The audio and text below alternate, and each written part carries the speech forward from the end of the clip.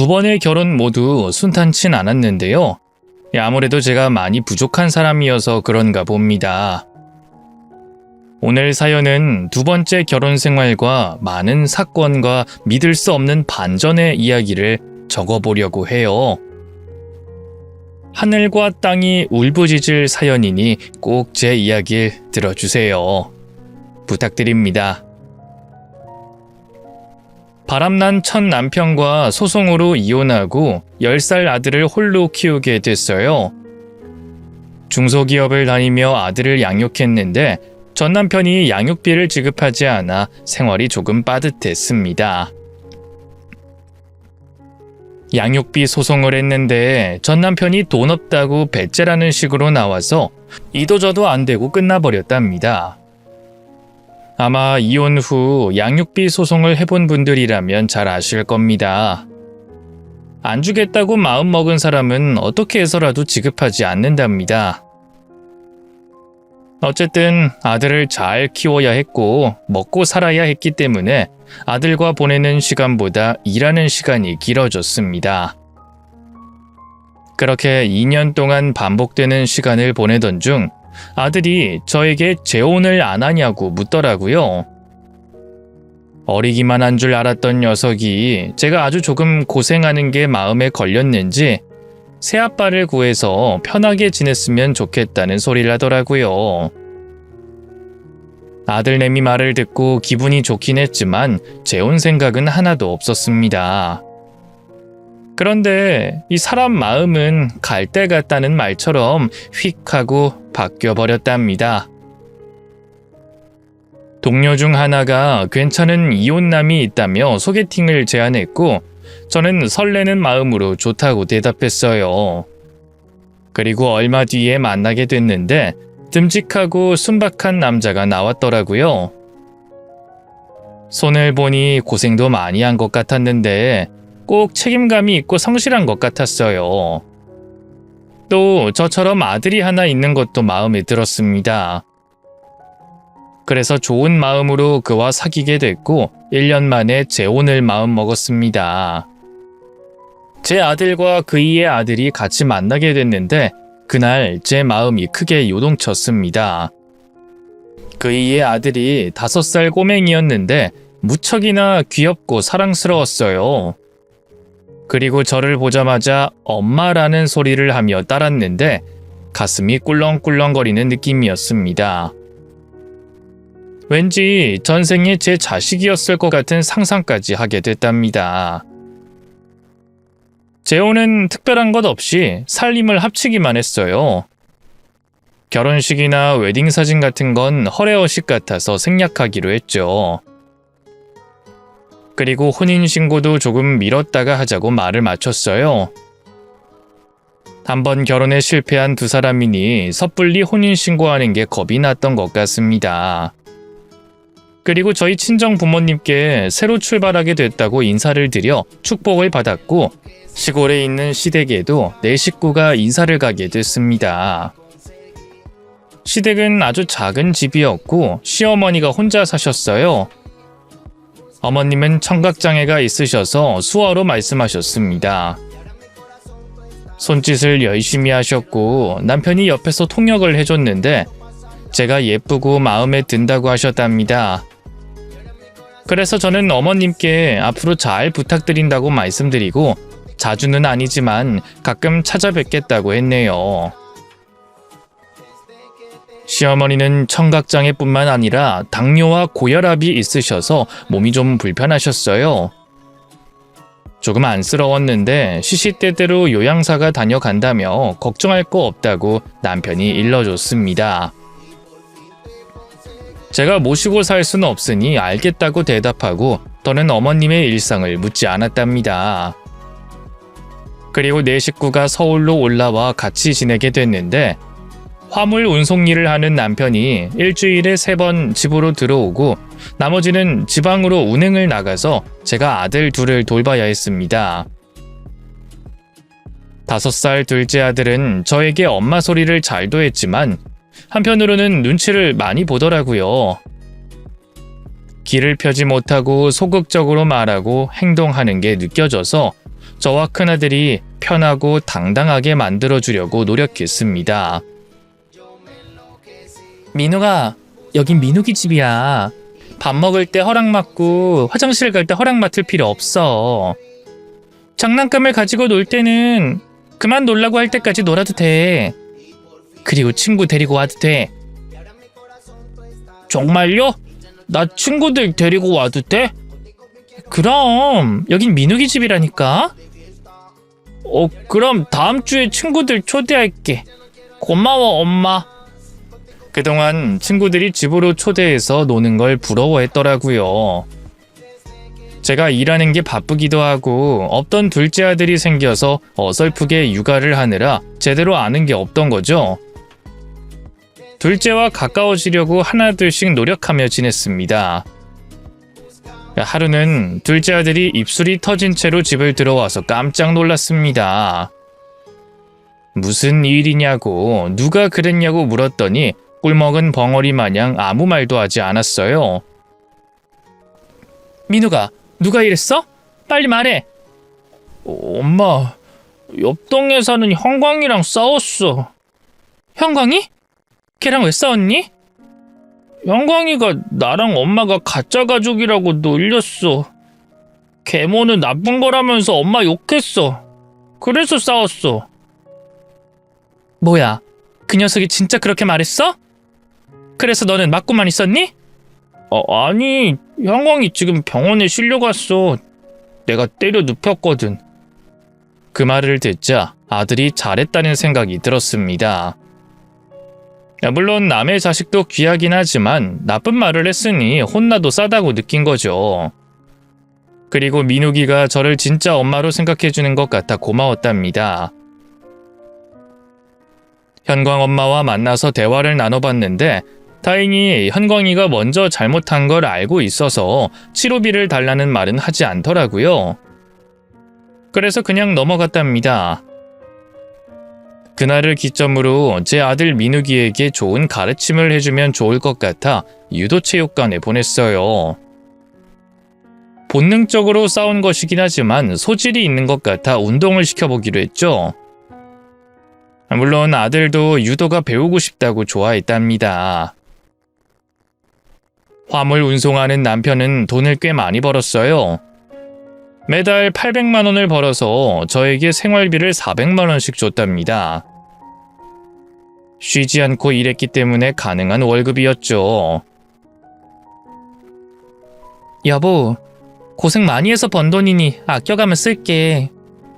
아니야, 팍팍 써. 돈은 쓰려고 버는 거지 모셔다 두려고 버는 게 아니잖아. 우리 두 아들한테 필요한 거 다 해주고 하고 싶은 거 가지고 싶은 거 많이 해주자고. 내가 2배로 열심히 일해서 연봉 1억까지 벌어볼게. 당신 몸이 무슨 로봇이야? 일주일에 하루는 쉬어야지. 더군다나 운전하는 일이니까 안전에 유의해야지. 내 걱정하지 마. 휴게소나 졸음센터에서 잠잘 거 다 자면서 일하니 문제 없다고. 그리고 예전에 점을 봤는데 나는 장수할 팔자라고 했어. 아무 걱정하지 마. 그래도 아이들하고 놀 시간도 빼고 가족여행도 하게 휴가도 내고 그래 봐. 돈도 좋지만 가족 간의 화합이 더 중요하잖아. 생각해보니 그렇네. 내가 돈만 쫓는 인생을 살아서 그런지 거기까지 생각을 못했네. 알겠어 여보. 쉬어가면서 일할게. 그리고 다음 달엔 우리 네 식구 제주도라도 다녀오자. 제주도? 어머, 너무 좋겠다. 고마워 여보. 그렇게 남편은 일도 열심히 하면서 가정에도 관심을 많이 가지려고 노력했어요. 분기별로 가족여행을 다녀왔고 두 아들의 학교에서 큰 행사가 있으면 참여하기도 했답니다. 저희 식구는 3년 동안 무탈하고 평범하면서 많이 행복했습니다. 제가 2번째 결혼은 진짜 잘했고 이 정도면 성공한 삶이 아닌가 하는 생각이 들 정도로 좋기만 했답니다. 그러다 친한 친구였던 영채 부부와 함께 밥을 먹게 됐어요. 제가 재혼한 걸 거의 알리지 않았는데 저에게 관심과 애정을 많이 주는 영채에게 연락해 식사 자리를 마련했습니다. 청아야, 네 새 남편 너무 훈남이다. 멋있어. 너 재혼한 걸 몇 달 만에 알려주는 거냐? 너무한 거 아니야? 아, 미안해, 영채야. 네가 유일하게 연락하는 친구라서 가족 말곤 너밖에 몰라. 으이구, 그래 영광이다 기집애야.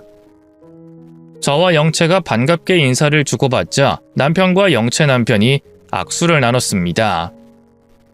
그이가 화물 운송 일을 한다고 했더니 영채 남편이 잘 됐다는 말을 하더군요. 화물차 기사님이셨군요. 저 공사장에서 일하는 감독관입니다. 정말요? 이야, 세상에 이런 인연이 있네요. 반갑습니다. 네, 정말 반가워요.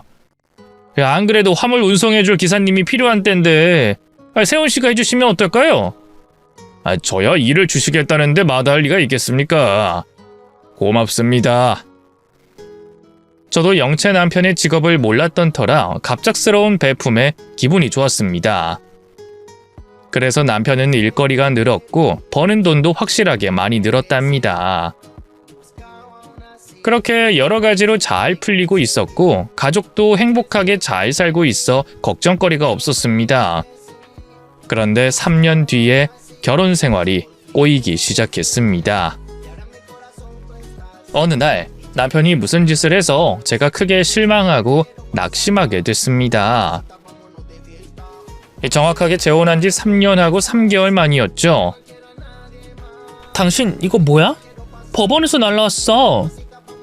인터넷 불법 도박? 당신 도박했어? 그거 별거 아니야. 이리 줘. 이게 어떻게 별게 아닐 수가 있어. 인터넷으로 불법 도박한 게 얼마나 큰 잘못인지 몰라?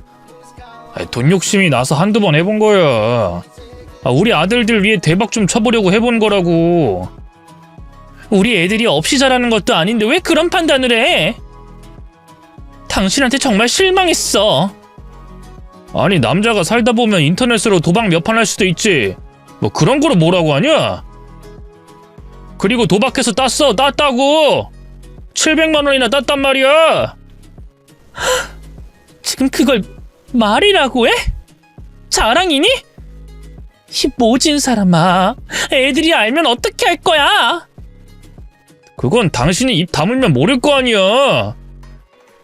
이런 짓 한 건 다 신상 기록에 남거든? 당신이 한 행동 때문에 우리 아들들 미래의 발목을 잡으면 어쩌려고 이런 짓을 했어? 귀 따가워. 당신 가면 갈수록 질린다. 그동안 잔소리 듣는 것도 짜증났는데 오늘은 아주 폭발을 하네. 내가 알아서 할 테니까 신경 끄고 살림이나 제대로 해. 살림? 내가 언제 살림 제대로 못한 적 있어? 나 회사 다니면서 애들 다 케어하고 집안 살림도 열심히 하고 있어. 부족함 없이 아주 잘하고 있다고. 그래, 당신 잘났다. 완벽한 마누라 두고 인터넷으로 도박한 내가 미친 자식이야. 됐냐? 당신 끝까지 잘못을 시인하지 않는구나. 또 이런 짓 버릴 거야? 누가 그렇대?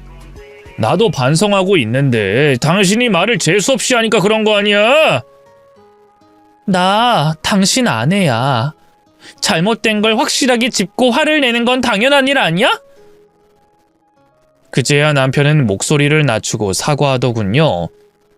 다시는 도박하지 않고 아들들에게 부끄러운 짓을 하지 않겠다고 약속했습니다.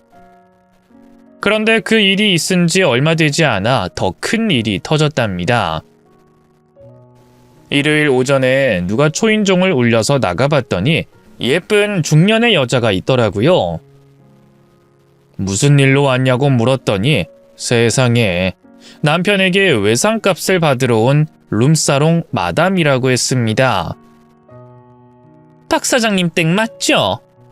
룸사롱 운영하는 마담인데 사장님이 3개월 동안 외상값 2천만 원을 갚지 않으셔서요. 고소할까 하다가 이렇게 집으로 와서 한번 경고하면 주실 것 같아 들렸습니다. 네? 제 남편이 룸사롱을 다녔다고요? 박세훈 씨가 외상한 게 맞아요? 그럼요, 확실하죠. 제가 외상을 괜히 주겠어요? 다 신상 파악하고 외상해주는 겁니다. 그동안 박 사장님이 우리 룸사롱에 와서 아가씨들하고 얼마나 재밌게 놀았는데요. 근데 놀 땐 좋았지. 돈 주기가 싫어서 잠수를 타셨더라고요. 안에 사장님 계세요? 진짜 믿을 수 없는 일이네요. 잠깐 기다려보세요. 남편 깨워올게요. 집안엔 애들이 있으니 들어오지 마세요. 외상값만 주시면 바로 사라져드리죠. 그게 아니면 해결사들 데리고 다시 올 겁니다. 저는 안방으로 뛰어들어가 남편의 등짝을 사정없이 갈기며 깨웠습니다. 아이, 당신 지금 뭐하는 짓이야? 이 화상아! 집 밖에 룸사롱 마담이 왔어. 당신한테 외상값 받으러 왔대. 이 더러운 인간아. 그동안 바쁘다고 날밤 새우고 들어오더니 그게 다 술 먹고 여자랑 노느라 그랬던 거냐? 뭐? 마담이었다고? 아이 젠장, 왜 집까지 찾아오고 지랄이야. 잠깐 있어봐. 남편은 옷가지를 챙겨 입고 현관 밖으로 나가더군요. 저는 뒤를 따라 나가서 두 사람의 대화를 확실하게 들었습니다. 박 사장님, 술값이랑 2차 비용까지 다 해서 2천만 원 넘어요. 외상을 너무 많이 하셨어요. 아이 그렇다고 집까지 오면 어떡해? 연락이 안 되니까 찾아왔죠. 그리고 한 번만 더 언성 높이면 해결사들 호출할 겁니다. 아이 정마담, 왜 이러나? 내가 안 갚겠다는 것도 아니잖아. 그리고 2천만 원을 지금 당장 줄 수는 없으니 일주일만 기다려주게. 안 돼요. 오늘 받지 못하면 나도 내 방식대로 해서 외상값 받아낼 거예요. 그러니까 선택하세요.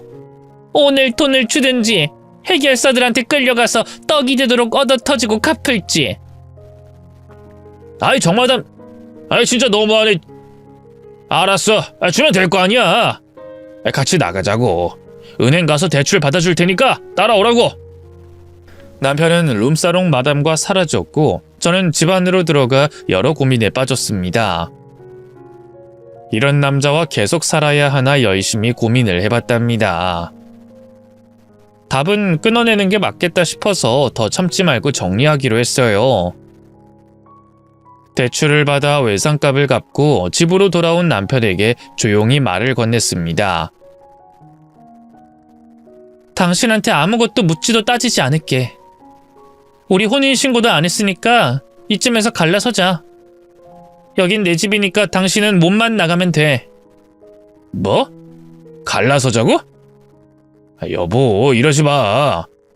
남자가 사회생활 하다 보면 룸사롱도 가고 그러는 거야. 세상에 안 그런 남자는 없다고. 웃기지 마. 착실하게 사는 가장들까지 싸잡아서 그따위 소리를 해? 됐어. 당신 변명 듣고 싶지도 않고 말 섞고 싶지도 않아. 난 이혼하기로 마음 먹었으니까 나가. 당신 내 아들 민욱이는 어떻게 하려고?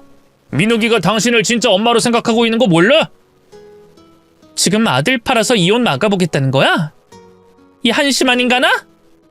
아니, 당신이 지금 너무 감정적이어서 이성을 차리라고 하는 말이야. 당신 아들 성현이랑 내 아들 민욱이 이젠 친형제나 다름없다고. 근데 우리가 갈라서면 아이들도 갈라서게 되는 건데 괜찮겠어? 진짜 끝내고 싶은 거야? 아이, 나쁜 자식아. 나가. 꼴 보기 싫으니까 당장 나가라고. 저는 남편을 내보내고 한참 동안 고민해봤습니다. 남편과 갈라서야 하는 건 아주 당연한 생각이었는데 둘째 아들 민욱이는 아니었어요. 이혼하게 되면 이제 헤어지게 되는 것인데 3년간 키우면서 너무나도 많은 사랑을 주고받아서 쉽게 헤어질 수 없다는 걸 알고 있었죠. 한참 동안 고민을 하다가 결국 남편에게 마지막 기회를 주기로 결론을 내렸습니다. 당신 한 번만 더 실망시키면 그땐 진짜 아웃이야. 민욱이가 당신 살린 거야. 알겠어? 고마워. 나 앞으로 절대 술집도 안 다니고 도박도 안 할게. 애처가로 변할 테니까 두고 보라고. 나 큰 거 바라는 거 없어. 당신이 예전보다 돈을 덜 벌어다 줘도 괜찮으니까 제발 허튼 짓만 하지 마. 그리고 당분간 각방 쓰자. 룸사롱 여자들이랑 2차 나간 당신이랑은 도저히 한 방 쓰지 못하겠어. 알겠어. 언제가 됐든 기다릴게. 여보, 용서해줘서 진짜로 고마워. 결국 그렇게 남편을 다시 받아줬고 각방 생활을 하며 결혼을 유지했습니다. 두 아들은 저희 부부가 각방 쓰는 걸 보고 왜 그러냐고 자주 물었는데 그냥 남편 코골이가 심해서 각자 자는 거라고 둘러댔습니다. 그렇게 몇 달 동안 별일 없이 지내고 있었는데 남편이 조금 어두워 보였습니다. 저와 각방을 써서 그런 건지 화물 운송 일이 힘들어서 그런 건진 모르겠지만 얼굴에 그늘이 가득하더라고요. 왜 이렇게 어두워? 당신 어디 아파? 걱정거리라도 있는 거야? 아니, 그냥 요즘 마음이 좀 싱숭생숭하네. 내가 왜 사나 하는 생각이 자주 들어. 뭐? 그게 얼마 전까지 룸사롱에서 놀던 남자가 할 소린가? 여보, 이제 그만 좀 해. 내가 잘못했다고 했잖아. 나 요즘 많이 우울해. 사는 게 무슨 이유인가라는 생각에 잡혀서 헛생각을 자주 해. 그래. 다른 건 몰라도 당신이 일만 하고 살았으니 그럴 수도 있지. 가족여행을 한번 다녀올까? 우리 둘이 다시 가까워질 기회도 가지고 아이들과 재밌는 추억도 만들 겸. 아니, 그냥 나 혼자 여행 다녀오면 안 될까? 혼자 바람도 쐬고 생각도 정리하고 싶어. 당신이 사춘기 소년도 아닌데 그렇게까지 해야 해? 혼자 바람 쐬러 가는 게 아니라 바람 피우러 가는 거 아니야? 에이, 여보. 나 반성하고 정신 차렸다니까. 그냥 모든 게 복잡해서 혼자 머리 좀 식히러 낚시나 다녀올까 해. 며칠 쉬고 오면 안 될까? 그렇게 가고 싶으면 가야지. 다녀와. 다만 또 나를 실망시키는 일을 저지르면 진짜 끝이야. 민욱이도 같이 내보낼 거라고. 그것만 명심해. 알겠어, 명심할게. 그럼 오랜만에 낚싯대 좀 닦아야겠다. 오래 안 걸려. 2박 3일로 다녀올게. 저는 남편을 100% 믿는 건 아니었지만 혼자 시간을 보내야겠다고 하니 마음대로 하라고 했어요. 그리고 뒤에서 더러운 짓을 하게 되면 나중에 밝혀질 것이니 마음을 비우고 보내줬습니다. 그이는 며칠 뒤 아이들과 하루 재밌게 놀고는 혼자 여행을 떠났습니다. 저와 아들들은 평소와 같이 잘 지냈고요. 사흘이 지났는데 그이가 돌아오지 않아 연락을 했더니 받지 않더라고요. 아직 더 쉬다 오고 싶어 하나 해서 그냥 내버려뒀습니다. 그런데 일주일이 지나도 집에 돌아오지 않았답니다. 연락을 해도 받지 않으니 뭔가 이상해서 실종 신고를 하려고 했어요. 경찰서에 가면 위치 추적을 해서 어디 있는지 알 수 있으니 빨리 찾아보기로 했죠. 그런데 그 전에 모르는 번호로 연락이 왔답니다. 여보세요? 박세훈 집사람인가요? 네, 제가 그 사람 아닙니다. 누구시죠? 아유, 내가 맞게 전화했네. 나는 세훈이 엄마의 사촌 되는 사람이에요. 어머님 사촌분이라고요? 어머님한테 무슨 일이라도 있나요? 아니, 내 사촌 말고 사촌 조카 박세훈한테 큰일이 있었어요. 낚시터에 갔다가 물에 빠져서 실종됐어요. 내 사촌은, 그러니까 색시의 시어머니는 쇼크로 병원에 입원했고요. 네? 제 남편이 실종됐다고요? 맞아요. 우리가 정신이 없어서 색시한테 전화를 이제야 줬네요. 사실 세훈이가 세장가 간 것도 오늘에서야 알았습니다. 지금 해양경찰이 수색하고 있는데 세훈이는 아직 못 찾았습니다. 이게 다 사실이에요? 안 되겠어요. 제가 당장 내려갈게요. 낚시터가 어디에 있는 거죠? 색시 시댁이랑 가까운 곳이니까 찾기 쉬울 거요. 주소 찍어줄 테니까 오세요. 저는 아무것도 신경 쓰지 못하고 집에서 나와 버렸습니다. 뒤늦게 친정 부모님한테 아들들이 학교에서 돌아오면 봐달라고 연락을 했답니다. 낚시터에 갔더니 아무도 보이지 않더라고요. 그래서 시어머니가 입원한 병원에 찾아가 친척들과 어머님을 만나게 됐고 아무리 찾아도 남편을 발견하지 못해 수색을 중지하게 됐다며 안타깝지만 포기하라고 하더군요. 그때 두 다리에 힘이 풀려 주저앉게 됐고 남편을 다시 볼 수 없을지도 모른다는 사실에 가슴이 찢어질 것 같았습니다. 시어머니는 수어로 미안하다고만 말씀하셨고 친척들은 마음 정리하는 게 좋을 것 같다고 했어요. 어떻게 해야 할지 몰라 울음만 터뜨렸고 빨리 남편이 나타나기만을 기다렸습니다. 하지만 며칠 뒤 현실을 직시하게 됐고 남편이 돌아오지 않을 거라는 걸 받아들였답니다. 그리고 서울로 올라가기 전에 친척들이 둘째 아들 민욱이에 대해 묻더군요. 계속 제가 키울지 시골로 보낼지 물었답니다. 세훈이 각시, 민욱이는 어떻게 하실 생각인가? 지금 상황을 보니 세훈이 모친이 키울 상황은 못 되는 것 같은데. 그렇다고 우리가 돌볼 수도 없지. 아무래도 보육원에 보내야 되지 않을까? 네? 민욱이를 보육원에요? 저는 친척들을 돌아보며 빠르게 생각했습니다. 여기서 민욱이를 키워줄 사람은 아무도 없다는 걸 알았고 보육원에 보낼 수도 없다는 걸 확실하게 결론을 내렸죠. 그래서 제가 계속 키우겠다고 대답했습니다.